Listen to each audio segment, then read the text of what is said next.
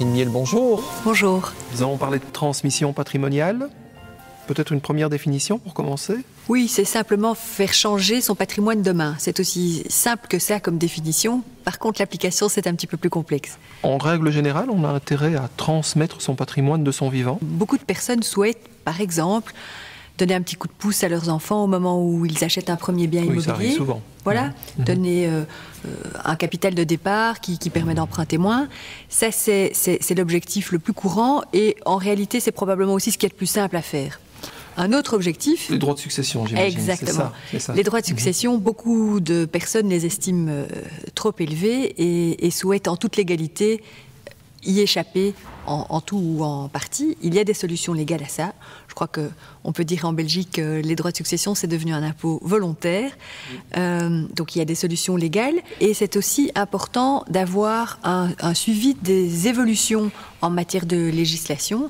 La législation qui concerne les donations et les successions est mouvante. Et en plus, elle s'est régionalisée, ce qui complexifie encore le sujet en Belgique. Donc c'est vraiment important d'être conseillé par des spécialistes qui sont sans arrêt baigné du sujet et de son actualité.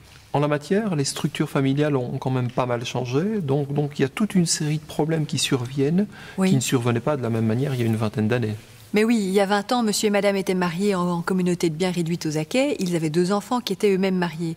Maintenant, monsieur et madame ne sont pas mariés, ils ont un enfant en commun, ils ont chacun un enfant d'un premier mariage. Il y en a un qui vit aux États-Unis, un autre qui vit en France, et il y a 15 ans de différence entre l'aîné et le plus jeune.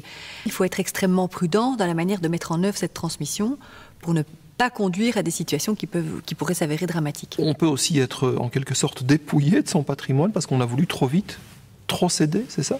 Voilà, si on se borne à vouloir éviter un maximum les droits de succession et à passer au plus vite au suivant, sans prendre garde au fait qu'on vit de plus en plus longtemps et que avoir transmis tout son patrimoine à 65 ans est extrêmement imprudent, je crois que là aussi on a un rôle utile de conseiller et de ne pas prendre au pied de la lettre les objectifs que nous soumettent nos clients. Alors, quand faut-il transmettre ? Quand tout le monde est prêt et qu'on a un objectif clair en tête. Mais ça, j'imagine que c'est pas aussi simple que ça. C'est pour ça qu'avoir une relation de confiance avec son banquier, le connaître depuis longtemps, qu'il partage avec vous votre histoire familiale, qu'il connaisse toutes les composantes de votre patrimoine, va permettre à votre banquier de vous conseiller utilement et de vous donner une solution qui va tout à fait correspondre à vos objectifs qu'il vous aura peut-être aider à rationaliser.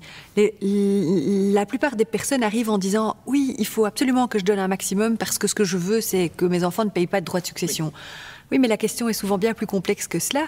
Les patrimoines ne sont pas monolithiques. On peut avoir de l'immobilier d'une part, une entreprise de l'autre, et puis des avoirs en banque et une collection d'œuvres d'art. Et estimer qu'il est plus opportun que l'aîné s'occupe de l'entreprise et le second de l'immobilier parce qu'il est plus versé dans ces matières. On ne souhaite pas être injuste, mais on souhaite organiser à l'avance. Et organiser à l'avance, dans beaucoup de cas, permet d'éviter des conflits au moment de la succession. Catherine Miel, merci. Merci à vous.